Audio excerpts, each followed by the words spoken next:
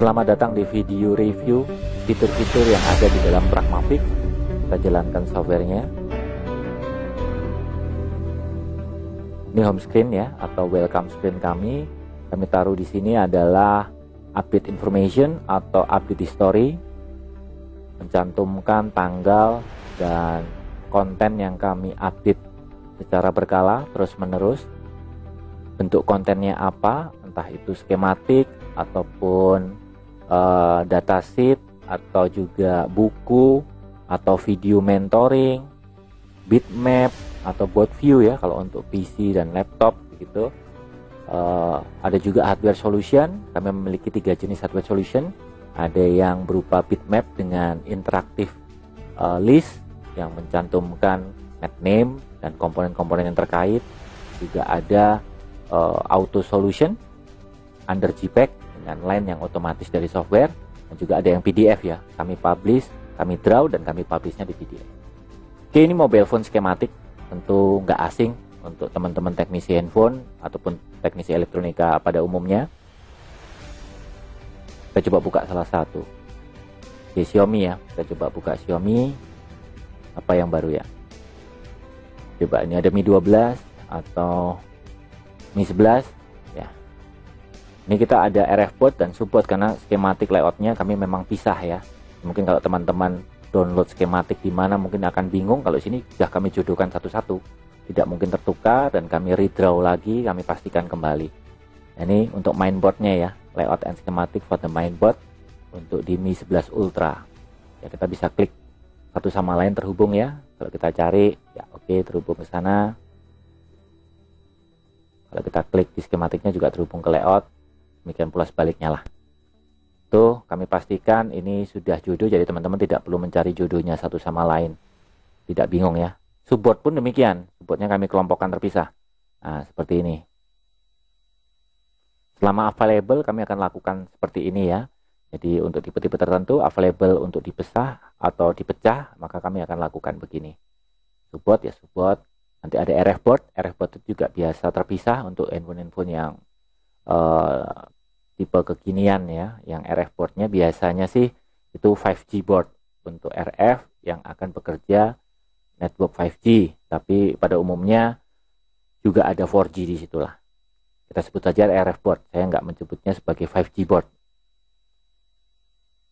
Ya, ini berbeda ya antara yang main sama yang subboard, itu skematiknya berbeda, layoutnya berbeda, maka kami pisahkan seperti itu. RF board juga demikian. Subboard, RF board. Oke, skematik kami memiliki banyak sekali koleksi dan selalu kami seleksi ulang, selalu kami jodohkan seperti itu untuk memudahkan teman-teman teknisi. Kalau ini adalah bitmap, ya mungkin banyak juga yang sudah tahu ya. Ini akan memandu kita untuk mencari tahu keterhubungan antar titik. Tapi kami tambahkan lagi di sini. Untuk di soket, khusus untuk di soket, kami berikan namanya dioda value. Jadi kami tambahkan, kami kerjakan ulang setiap bitmap ini. Ya, tidak cukup hanya membuat bitmap seperti biasa, tapi kami tambahkan juga nilai diodanya. Tapi ya terbatas soket. Kalau dulu kami kerjakan seluruhnya, bitmapnya berat. Jadi ada yang bilang bitmapnya Pragmatic kok berat ya? Ya karena memang sebetulnya berbeda. Ya dengan ya kalau Anda komparasi sama yang lain gitu berbeda. Karena kami sebetulnya tambahkan yang namanya nilai value dioda. Ya sama seperti ini ya. Nah ini yang warna hijau, ini berarti belum ada jodohnya. Dan mungkin saja bitmapnya juga belum match untuk komponen name, sehingga seperti ini. Jadi kalau teman-teman lihat entah produk apapun, saya nggak mau sebut merek, teman-teman cek aja gitu, apakah bitmapnya masih seperti ini. Nah kalau di Pragmatic, kalau yang sudah berwarna merah-merah, nah itu sudah cocok. It's other, kami sudah kerjakan ulang. Ya cukup lama ya, jadi satu bitmap itu bisa antara 3 sampai 7 hari pengerjaannya ya. Dan sambil kami perbaikin, untuk nama-namanya kami tulis. Berapa itu Pak jumlahnya? Ya ribuan. Untuk iPhone 12 ini kalau nggak salah 3.100 komponen. Ya iPhone 11 itu 2000-an, 2.900 atau berapa ya. ya, dan komponennya sudah cocok, sehingga kalau kita jodohkan dengan skematik ini ya pasti akan langsung nge-search otomatis ke skematiknya gitu ya. Dan sekaligus kami mengerjakan tuh untuk setiap pin soket, tidak semua pin ya, pin IC sudah tidak lagi karena berat sekali jadinya ya, kami tapi kalau pin soket selalu tambahkan itu nilai dioda untuk 7 avometer ya, jadi tinggal dirubah-rubah saja. Nah itu nilainya seperti itu ya, itu konektor yang sedang kita klik tadi, terhubungnya kemana aja tinggal kita cari karena dia akan kelap-kelip begitu ya. Itulah definisi cara kerja bitmap. Dioda iPhone 11, nah berarti ini ada diodanya juga. Yang belum berarti under proses. iPhone 12 biasa nggak ada, itu 12 Pro Max yang sudah beres. Yang merah-merah itu berarti sudah beres tuh ya, jadi sudah cocok satu sama lain. Kalau sudah ada kata diodanya berarti sudah ditambahin dioda. On proses ya, karena itu cukup lama pengerjaannya, lama 3 hari sampai 7 hari lah untuk satu tipe handphonenya ya. Ini front kamera konektor ya. Saya rasa cukup review bitmap, mungkin teman-teman juga sudah pada banyak tahu. Nah sekarang tahu keunggulannya apa sih dan progres nanti ke depannya Pragmatic seperti apa, itu sudah ada contohnya banyak dan kami selalu ngerjakan itu. Kalau di sini dihandle sama 2 orang khusus untuk bitmap. 2 orang Pak, iya 2 orang cuman. Kami juga menyediakan hardware solution. Nah ini nggak tahu tren hardware solution ini berupa jalur-jalur ya. Teman-teman menyukai ini, kami buatkan yang under PDF seperti ini, kami draw ya, kami bikin. Intinya kami gambar ini menggunakan Corel Draw, lalu kami publish as PDF. Kami tidak pilah problem kategori di depan, karena kami sajikan keseluruhan. Jadi mungkin ya mohon maaf kalau misalnya PDF-nya downloadnya agak lama, tapi saya berusaha yang terbaik ya. Jadi server kita tingkatkan terus kecepatannya. Jadi untuk all problem kategori itu 1 kali download loh. Jadi jangan di-compare dengan yang lain lah. Itu kan mungkin downloadnya terpisah. Tipe kategori ini download, kategori ini lagi download lagi. Kategori itu PDF-nya beda lagi, download lagi, kan kecil-kecil. Kalau ini kan jadi 1. Kenapa kok jadi 1? Supaya kami bisa jodohkan dengan otomatisasi yang kami bikin gitu. Otomatisasi ini berarti sejak bulan Januari ya. Bulan Januari 2021. Kami kayaknya pertama deh yang melakukan ini deh. Otomatisasi menjodohkan dengan listing dari komponen name. Dengan net name. Nanti baru isinya komponen. Oke ya, jadi teman-teman tinggal begini saja. Mencari larinya kemana, nggak harus manual, nggak harus tarik kanan, tarik kiri gitu kan. Kami listing. Tinggal gambar teropong, maka di listing di sebelah kiri. Kalau mau next yang gambar panah itu juga boleh. Ya, ada juga yang nilai diodanya secara manual nih, karena kan under PDF ya. Jadi dari Corel kami publishnya di PDF. Oke, tapi ada gininya ya. Ada otomatisasinya, interaktif pad kalau kami sebut. Itu semenjak Januari 2021 kami pionir. Nah sekarang kami juga pionir semenjak Januari 2022 ini namanya adalah auto solution. Jadi berbeda dengan yang PDF tadi, ini pada dasarnya gambarnya nggak ada garisnya, kami nggak menggambar garis di situ, tapi kami memiliki protokol tertentu, tata cara tertentu untuk memberikan garis-garis ini secara otomatis dari software. Dan itu juga sama ya, ada net name. Jadi kalau kita pilih problem kategori misalnya untuk kamera, front kamera seperti ini ya, maka kami tinggal memaparkannya ini urusan kita nih.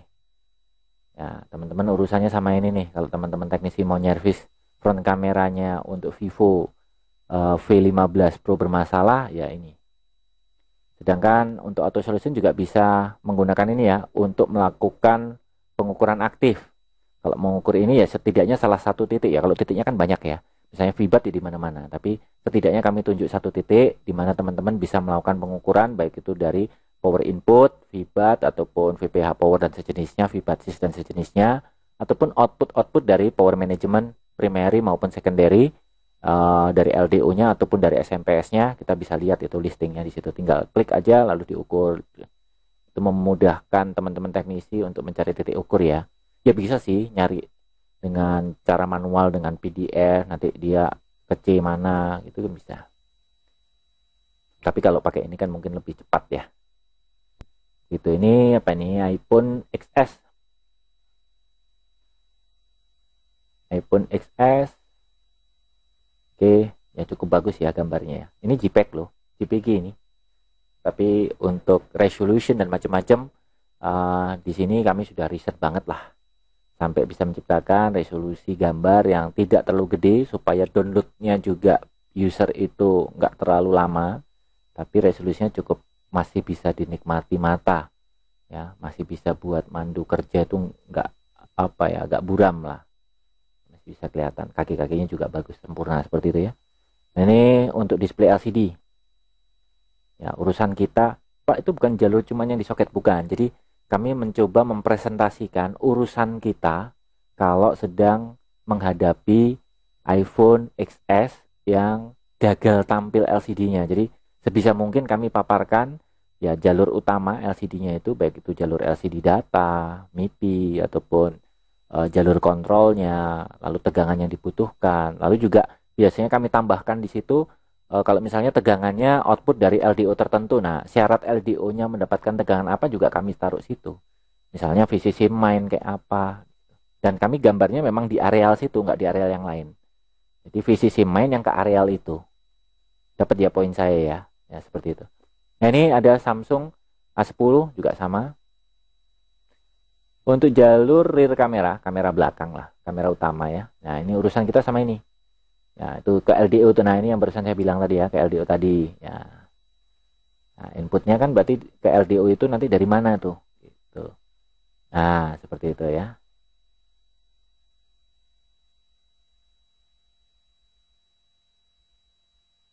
Kemana saja? LDO-nya bagaimana, dari mana, tegangannya dapat dari siapa, lalu ke soketnya bagaimana. Nah, itu yang coba kita paparkan. Jadi teman-teman misalnya nggak mau tahu sama sekali tentang skematik, ya moga-moga dengan panduan ini sedikit terbantu gitu ya.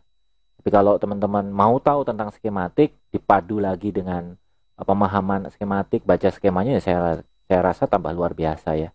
Jadi panduan ini akan sangat bermanfaat untuk teman-teman yang belum bisa membaca skematik dengan baik atau tidak mau berurusan dengan skematik, ataupun teman-teman yang sudah bisa, sudah paham, cuman butuh solusi instan karena mungkin waktu adalah uang dan sejenisnya. Lagi pula di sini kan juga ada nilai diodanya ya, untuk 7 multimeter tinggal diganti-ganti saja. Ya, semoga membantu, harapannya begitu. Karena ya kita kerja memang harus cepat kan. Tujuan utama kami di Mikromedia ataupun di Pragmafix Team sendiri, karena badan hukum yang terpisah juga yang kami buat untuk Pragmafix, untuk software house ya, untuk perusahaan software, itu Pragmafix Company, Pragmafix International. Oke, kami juga punya dead phone solution, walaupun ini akan kami bagi menjadi 3 tahap. Yang kami berikan saatnya adalah booting tahap pertama ya. Nanti akan dilanjutkan dengan booting tahap kedua. Booting tahap pertama ini kurang lebih seminggu lagi mungkin akan masuk sangat banyak ya. Jadi mungkin kurang lebih 20 tipe begitu. Jadi mungkin teman-teman heran ya kenapa update-nya Pragmafix begitu cepat. Yang untuk urusan user interface kami update. Setiap problem kategori deadphone-nya juga akan kami update. Ya, ini input untuk V-baterai ya. Ini masih dalam bahasa Indonesia ya, nanti kami teksnya tinggal rubah aja dalam bahasa Inggris, maka kami bisa paparkan booting tahap pertama ENG English, yang ini kan IND Indonesia untuk teman-teman Indonesia terutama ya. Penjelasan tentang real time clock jadi juga kami berikan ke knowledge, walaupun memang sangat terbatas untuk kami bisa maparkan semuanya dengan media ini, tapi ya nggak apa-apa lah, setidaknya ada knowledge-nya sedikit. Ya, dimana ini untuk Samsung A10 ini power key-nya tidak aktif pada waktu VBAT masuk. Jadi setelah VBAT masuk, dari V-baterai menjadi VBAT-nya masuk, ternyata power key-nya tidak langsung aktif, RTC oke, power key-nya itu low. Dan baru kalau kita switch itu baru kita berikan tegangan setara VBAT, tapi melalui resistor 10K atau 100K, saya lupa. Mungkin di antara 2 jalur, ada yang 10K-nya, ada yang 100K-nya. Jadi malah dari 0 dinaikkan, dari 0 disatukan, dari false di true kan. Kami juga punya hardware solution berupa bitmap. Ya, ini kan bitmap biasa, Pak. Tidak. Bitmap ini ada kategori problem. Tuh, coba kita lihat ya. Jadi di listing untuk memandu teman-teman untuk menganalisa menggunakan bitmap. Memang memanfaatkan bitmap, tapi ada listing. Listing ini kerjakannya juga rumit loh. Jadi mungkin di produk yang serupa nggak ada lah. Ya, produk lain, produk luar. Saya pikir ini akan sangat membantu juga ya. Jadi biar enak nyarinya kemana. Ya, jadi yang klip yang nyala yang mana, untuk jalur yang mana gitu kan. Tinggal kita cari, oh ini berarti jalurnya di sini sama di situ. Jadi nggak ada yang lain, dia nggak connect kemana-mana. Berarti dari soket ini ya cuman ke CPU ini aja gitu. UCP 400 ya, skematiknya juga langsung uh, menunjukkan, jadi teman-teman analisa tapi juga ada bisa melihat rangkaiannya bentuknya gimana sih dalam skematik.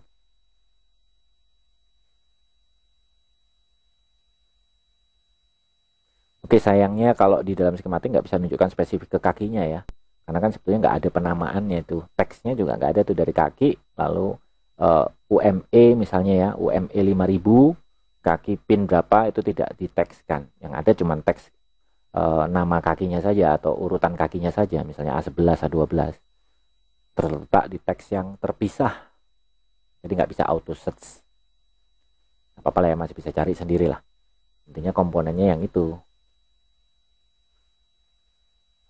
Nah, ini mungkin akan kami tambahkan about dioda mode test. Nanti kami akan tambahkan banyak knowledge yang parsial. Soalnya sebetulnya yang seperti ini mau saya masukkan buku, tapi entah kenapa jarang dibaca. Ya kan? Jadi ya kami taruh di luar ya. Nanti mengenai power supply itu apa sih, ampere meternya bagaimana sih. Ya penjelasan parsial-parsial begitu yang kecil-kecil yang sederhana yang akan mumpung lagi mau analisa pakai hardware solution tuh, nah, teman-teman apa ya itu tadi ya, nah, itu bisa buka di situ, bisa ada panduan PDF-nya kami taruh di situ ya, kayak tadi kayak di udah mau tes tuh apa tuh bisa kami jelaskan. Yang ini adalah untuk laptop bitmap ya, laptop NPC bitmap atau dikenal juga sebagai board view ya. Kami buka untuk yang MacBook seperti ini. Nah, ini juga kami sudah jodohkan. Jadi teman-teman tidak perlu repot cari jodohnya ya. Tinggal cari MacBooknya Apple apa namanya, MacBook apa, tahun berapa kayak tadi kan. Sudah ada tipe mainboardnya, lalu juga ada nama modelnya yang customer tahu. MacBook apa, MacBook Air, MacBook Pro, berapa inch, tahun berapa. Nah, itu kan saya langsung tahu ya. Oke, kalau kita klik juga langsung ya terhubung satu sama lain ya, sama kayak bitmapnya yang handphone. Cuman kami harus akui kami bukan expert di laptop kok. Ya, jadi untuk troubleshooting kami tidak mau mengasumsikan sama dengan handphone, karena sejujurnya di laptop kita juga harus banyak mengenal atau memahami mengenai rangkaian. Jadi mungkin rangkaiannya sifatnya lebih kompleks daripada saat kita mengerjakan handphone. Jadi saya nggak mau spekulasi dulu, nanti akan ada tim konten yang khusus untuk laptop yang akan garap itu. Hardware solution untuk laptop. As soon as possible. Tergantung, ya tergantung kita sudah ready atau belum, apakah PR kita di handphone sudah beres atau belum. Ini buku.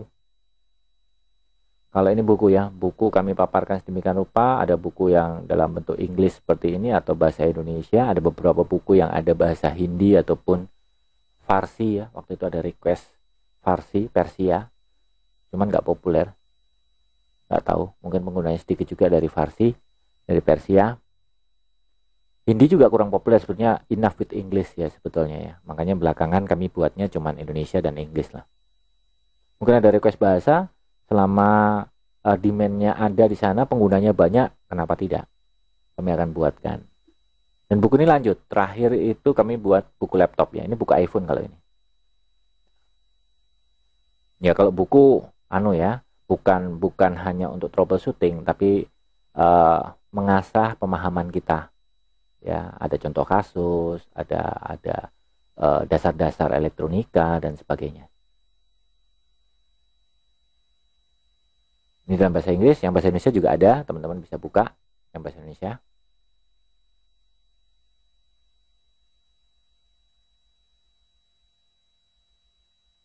Ya, itu penjelasan setiap blok dan juga menggunakan contoh kasus itu. Ada kerusakan misalnya mengenai kamera, mengenai mati total, baseband. Pemahamannya cukup luas ini di buku, kalau ada waktu bisa dibaca ya. Ini untuk iPhone, untuk handphone iPhone dari Apple ya. Itu penjelasan setiap komponen. Ya kami nggak bisa maparkan untuk semua tipe ya, tapi for example kami menggunakan contoh apa begitu. Ini bahasa Hindi. Mungkin video ini akan saya bikin juga dalam bahasa Inggris untuk teman-teman kita yang berada di India. Sebetulnya di India ada juga Tamil. Mungkin untuk teman-teman di Sri Lanka juga ada Singlet ya, tapi sangat terbatas kami bisa mengakomodir ya setidaknya bahasa Inggris lah. Ini buku laptop ya, bahasa Inggris.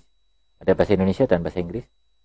Oke, jadi ada yang dasar, ada yang untuk Apple, ada laptop chip level, ada basic repair, ya, ada troubleshooting, itu waduh banyak sekali. Dan sebetulnya teman-teman teknisi handphone jangan antipati dulu. Wah, saya nggak servis laptop pak, nggak servis komputer.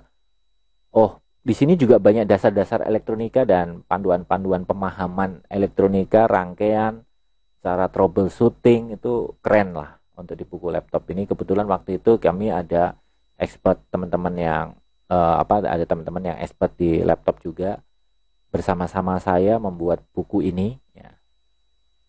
Kalau saya sendiri nggak terlalu expert di laptop, tentu ada teman ya sudah kita sharing-sharing, saya ketik, saya bikin ya. Dia kaget juga bukunya kok bisa sampai jadi bagus begini kata dia. Ya ini saya bilang itu nasib. Saya lumayan bisa dari informasi itu bisa nyusun dalam bahasa buku lah, bahasa yang sistematis begitu. Padahal bincang-bincangnya santai, tapi kok kaget dia. Gambar-gambarnya apa ini? Dari mana aja ini kok bisa presisi ini maparkannya, padahal omongan kita simpel-simpel. 1 bulan waktu itu beliaunya di sini. Oke, ini ada MacBook repair. Ya, MacBook juga demikian. Banyak teman ini yang bantu nih. Ya, ada yang profesional juga, maksudnya ya karyawan bergaji yang bantu kita untuk menyelesaikan buku-buku. Jadi effortnya cukup tinggi bro. Sebetulnya kalau boleh bilang jangan compare kita dengan jangan terbatas lah ngelihatnya kita ya. Setiap konten itu pasti ada effort yang gede. Syukur-syukur kalau itu bisa bermanfaat untuk teman-teman yang lain. Buku ini memang agak sulit ya. Jadi mungkin di beberapa produk ya nggak ada. Karena otentik banget gitu loh. Khas banget kan. Loh.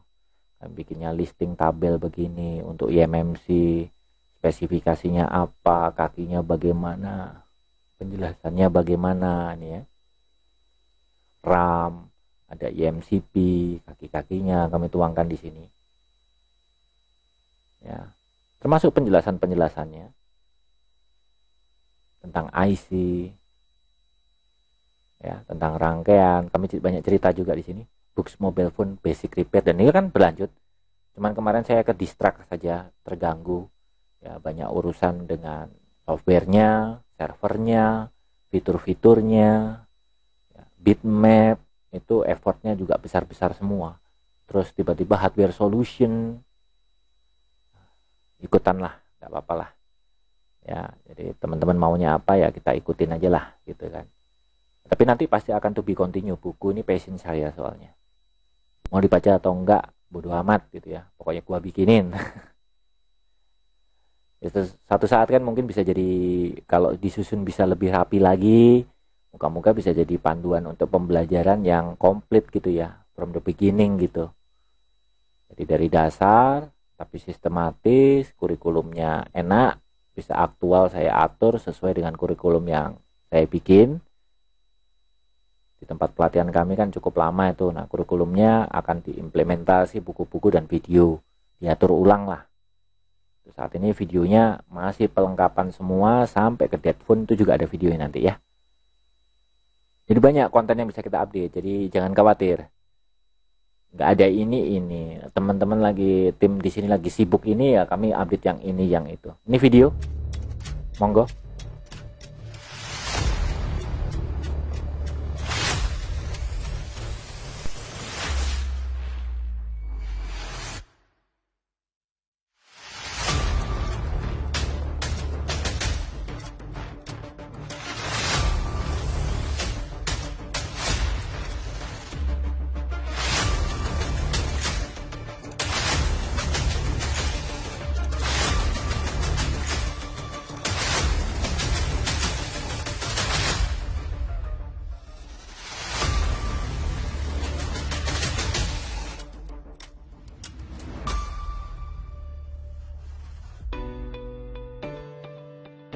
Selamat datang di Pragmatic Mentoring Video, pembahasan mengenai UV Box atau UFI Box chapter yang kedua.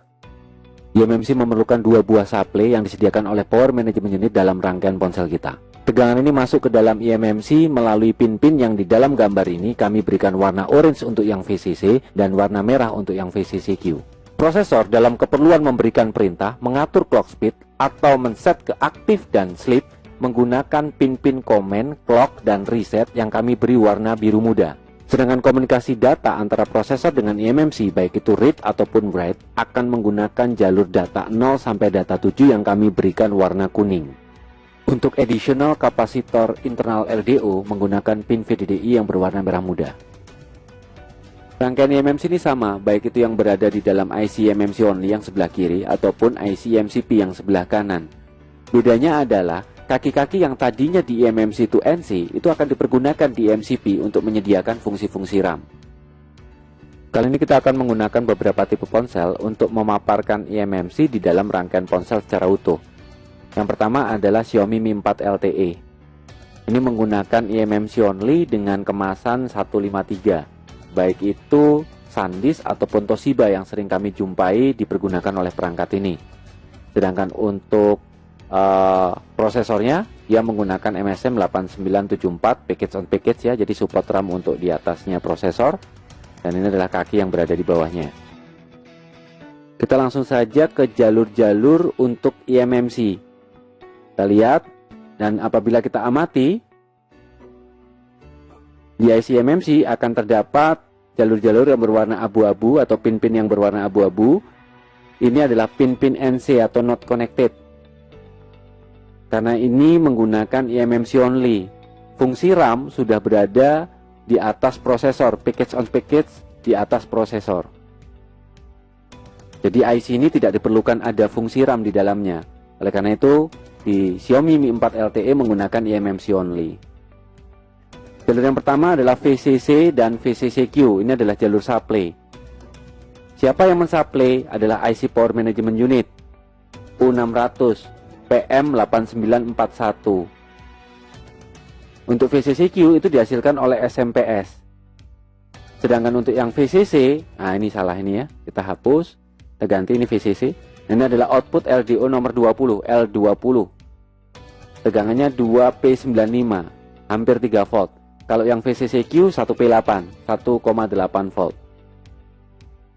Ya, VCCQ juga dipergunakan sebagai pull up, baik itu untuk jalur komen data 0 sampai data 7 ya, ataupun jalur reset itu juga ada pull up dari tegangan 1P8 1,8 volt VCCQ.